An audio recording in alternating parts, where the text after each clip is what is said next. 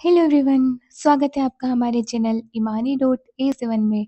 तो आज हम कक्षा 5 की विषय हिंदी के कार्यपुस्तिका के कार्यपत्रक 1, 2 और 3, 4 और 5 को सोल्व करेंगे। तो वीडियो को एंड तक ज़रूर देखिए क्योंकि यह वीडियो आपके लिए बहुत ही फ़ायदेमंद होने वाला है। तो चलिए स्टार्ट करते हैं। कार्यपत्रक नंबर 1। दी गई कविता को पढ़िए, समझिए एवं लिखिए। सुबह सुबह जब सूरज जागे, किरणों से अंधियारा भागे, चिड़िया गाए मीठा गान, खुश हो जाता सारा जहान। सुबह सिखाए अच्छा काम, मेहनत से होता बड़ा नाम। तो ये एक छोटी सी कविता है सुबह पर। तो जब सुबह उठ होती है तब सूरज क्या होता है, उगता है। सूरज जैसे ही उगता है तो जो अंधेरा है वो गायब हो जाता है और चारों तरफ उजाला हो जाता है। चिड़िया जो होती है वो अपने मीठी मीठी आवाज़ से गाना गाती है, यानी मधुर आवाज़ में गाना गाती है। और इससे क्या होता है, सारा जहाँ क्या हो जाता है, खुश हो जाता है। और सुबह सुबह सुबह क्या सिखाता हमें, अच्छा काम करना सिखाता है। मेहनत से होता बड़ा नाम, और मेहनत करने से, कठिन काम करने से हमारा नाम बड़ा होता है।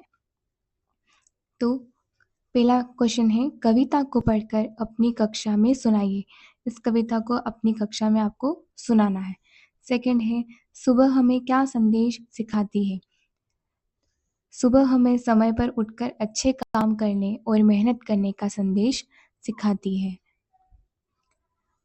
क्वेश्चन नंबर थर्ड, यदि सूरज हमारे जीवन में नहीं होता तो क्या होता। यदि सूरज नहीं होता तो चारों ओर अंधेरा रहता, जीवन संभव नहीं होता और पेड़ पौधे व जीव जंतु जीवित नहीं रह पाते। क्योंकि सूरज के बगैर जो रोशनी होती है उसके बगैर पेड़ पौधे अपना भोजन नहीं बना पाते, जीव जंतु जीवित नहीं रह पाते, अंधेरा ही रहता चारों तरफ और जीवन कैसा हो जाता, कठिन हो जाता। क्वेश्चन नंबर सेकंड, दिए गए शब्दों को पढ़िए व इनसे मिलते जुलते शब्द लिखिए। है ना, जैसे कि इंग्लिश में राइमिंग पेयर होते हैं उस टाइप के हमको मिलते जुलते शब्द लिखने हैं इसमें। कोश, दोष, शिक्षा, भिक्षा, अज्ञान, विज्ञान, भाग्यश्री, राजश्री, मित्र, चित्र, खट्टा, मीठा, ये होते हैं इनके पेयर, मिलते जुलते शब्द हैं। कोश, पीछे भी इसमें दोष में भी श आ रहा है ना। अब है क्वेश्चन नंबर थर्ड, सचित्र गद्यांश को पढ़िए व समझिए। हमको एक ये गद्यांश दे रखा है, उसको हमको पढ़ना है। तो सुखो माजरी भारत का एक ऐसा गांव था जहां जंगल कट गए। किस गांव का नाम बताया इसमें, सुखो माजरी नाम का एक गांव है जहां पर क्या हुआ था, जंगल को काट दिया गया। कुएं, बावड़ी, नदियां आदि सब सूख गए। गांव की ग्राम सभा ने मिलजुल कर फैसला किया कि उन्हें सबसे पहले जंगल को बचाना है। बरसात के पानी को तालाबों में इकट्ठा करना है। इस काम में बच्चों ने भी साथ दिया। 5 वर्ष में सुखो माजरी गांव हरा भरा व खुशहाल बन गया। मतलब पहले सुखो माजरी गांव के साथ था, वहाँ पे बिल्कुल जंगल काट दिए थे जिसकी वजह से कुएं, बावड़ी और नदियाँ थी वो सूख गई थी। चारों तरफ सूखा हो चुका था। बरसात फिर गांव के जो ग्रामवासी थे उन सब ने इकट्ठे होके एक सभा की और उन्होंने फैसला किया कि हमको जंगल बचाना है, बरसात के पानी को तालाबों में इकट्ठा करना है। और इस सारे काम में उनकी मदद किसने की, बच्चों ने भी की। तो इस तरह 5 वर्ष में सुखो माजरी गांव कैसा हो गया, बिल्कुल हरा भरा और खुशहाल हो गया। सायंकाल के समय आपकी छत से आपको क्या क्या दिखाई देता है, लिखिए। तो सायंकाल में यानी शाम के समय आपको छत से क्या दिखाई देता है। सायंकाल के समय मुझे आसमान में ढलता हुआ सूरज दिखाई देता है, पक्षियों का घर लौटना, ठंडी हवा और हल्का अंधेरा दिखाई देता है। कार्यपत्रक नंबर सेकंड,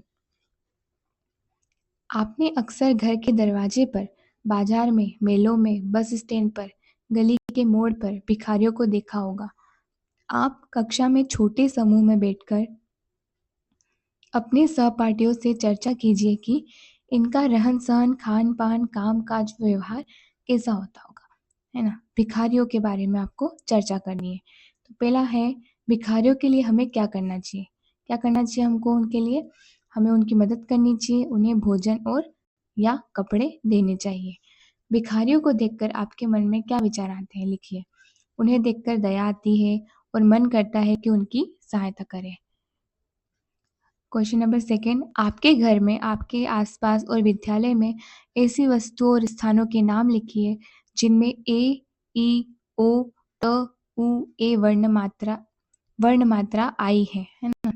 या तो ऐसे वर्ण आए हो या इनकी मात्रा आई हो। तो घर में मिलने वाली वस्तुएं हैं जिसमें हमने लिखा है घड़ी और ताला, है ना। घड़ी में ई की मात्रा आई है, ताला में त शब्द वर्ण आया है। आसपास, आसपास में है दुकान, पेड़। दुकान में उ की मात्रा आई है और पेड़ में ए की मात्रा। विद्यालय, विद्यालय में है टेबल और कुर्सी। टेबल में ए की मात्रा लगाई है ऊपर की तरफ और कुर्सी में उ की मात्रा लगाई है। अब आता है क्वेश्चन नंबर थर्ड, वर्ग पहेली में खाने की चीजों के नाम छिपे हैं, उन्हें ढूंढ कर लिखिए। तो हम चलिए ढूंढते हैं। सबसे पहले ये है घेवर, देखिए ये रहा घेवर। चावल, ये रहे चावल। जलेबी, इट्स जलेबी। हलवा, ये रहा हलवा। खीर, खीर। पूरी, पूरी। खिचड़ी, यहाँ पर दाल और यहाँ बड़ी। तो ये हैं सारे खाने की वस्तुएं, तो इनके हमने नाम लिख दिए हैं। दिए गए प्रश्नों के उत्तर कार्यपत्रक 1 के गद्यांश के आधार पर लिखिए। कार्यपत्रक 1 में क्या गद्यांश था कि सुखुमाजी नाम का एक भारत में एक गांव है जहाँ पर सारे जंगल काट दिए गए हैं, तो वहाँ पर बिल्कुल सूखा हो गया, तालाब नदियाँ सब सूख चुके हैं।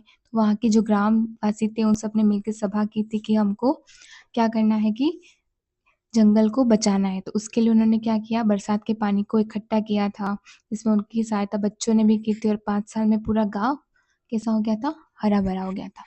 तो इस आधार पर हमको ये प्रश्न करने हैं। गांव की ग्राम सभा ने मिलकर क्या फैसला किया, तो जंगल बचाने और पानी को तालाबों में इकट्ठा करने का फैसला किया था उन्होंने। बच्चों ने किस कार्य में साथ दिया, बच्चों ने पेड़ लगाने में दिया होगा, पानी बचाने में उनके का साथ दिया होगा। हम अपने गांव को जल संरक्षण में किस प्रकार खुशहाल कर सकते हैं, हम पानी बचाकर और वर्षा जल को इकट्ठा करके अपने गांव को खुशहाल बना सकते हैं और अधिक से अधिक पेड़ पौधे लगाकर भी खुशहाल कर सकते हैं। लेकिन इसमें हमको जल संरक्षण का पूछा है तो पानी बचाना है और वर्षा जल को इकट्ठा करना है। दिए गए शब्दों को प्यारे और प्यारी लगाकर बोलिए और लिखिए।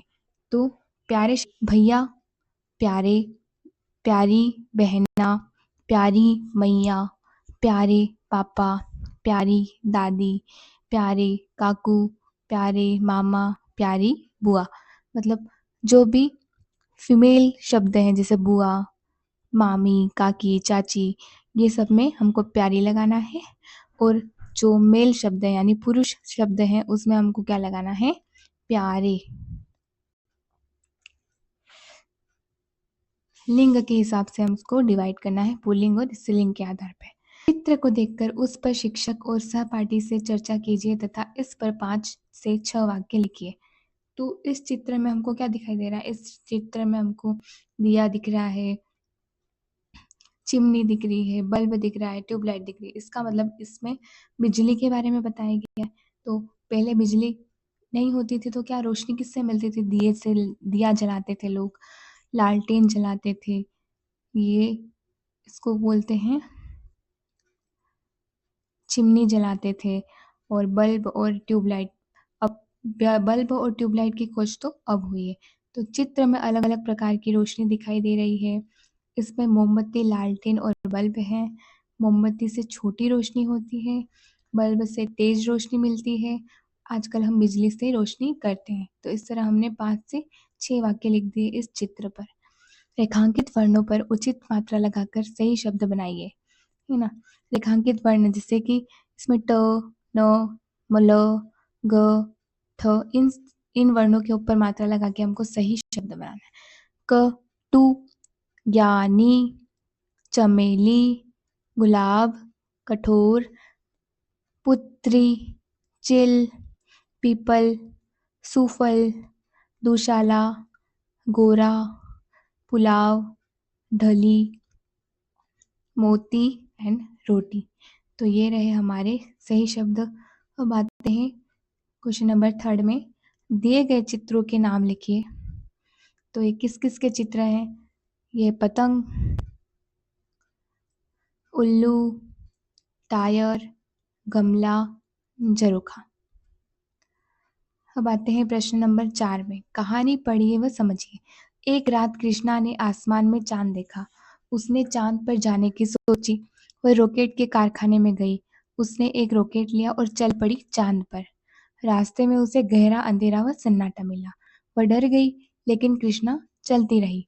उसने चांद पर पहुंचकर देखा कि वहां पर गहरे गड्ढे हैं, ऊंचे ऊंचे पहाड़ हैं, वहां पानी नहीं है और ना ही पेड़ पौधे हैं, वहां पर लोग भी नहीं है। उसने सोचा ऐसी जगह क्या रहना, और वह घर लौट आई। तो क्या है कहानी? कृष्णा नाम की लड़की है, उसने सोचा कि आज तो मेरे को चांद पे जाना है। तो वो रॉकेट के कारखाने में गई और उसने वहां से क्या लिया, एक रॉकेट ले लिया और चांद के लिए चल पड़ी।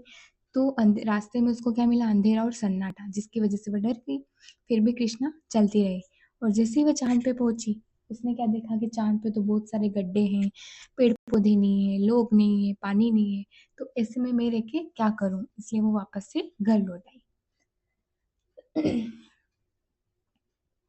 क्वेश्चन नंबर 5, इस कार्यपत्रक में दी गई वस्तुओं में से अपनी पसंद की वस्तु चुनिए और उसके बारे में लिखिए। तो इस कार्यपत्रक में सबसे अच्छी वस्तु कौन सी थी? पतंग। तो पतंग कैसी होती? हमें पतंग पसंद है तो उसके बारे में हम लिखते हैं, पतंग रंग बिरंगी होती है और आसमान में उड़ती है। मुझे पतंग उड़ाना बहुत पसंद है। हम इसे मांझे की मदद से उड़ाते हैं। ये हो गया पतंग के बारे में। अब आते हैं कार्यपत्रक नंबर 4 पे। नीचे दी गई वर्ग पहेली में बहुत से जानवरों के नाम छुपे हैं। अपने सहपाठी के साथ उन्हें ढूंढने का प्रयास करिए और उनके नाम लिखिए। तो चलिए हम भी इन जानवरों के नाम को ढूंढते हैं। चीता, सांप, लोमड़ी, गेंडा, सियार, भेड़िया, अजगर, शेर, हिरण, बंदर, मगर, हाथी और ये खरगोश। तो इसमें हमने सारे जानवरों के नाम ढूंढ। अब आते हैं क्वेश्चन नंबर 2 में, ई व ओ मात्रा युक्त वर्णों से शुरू होने वाले शब्द लिखिए।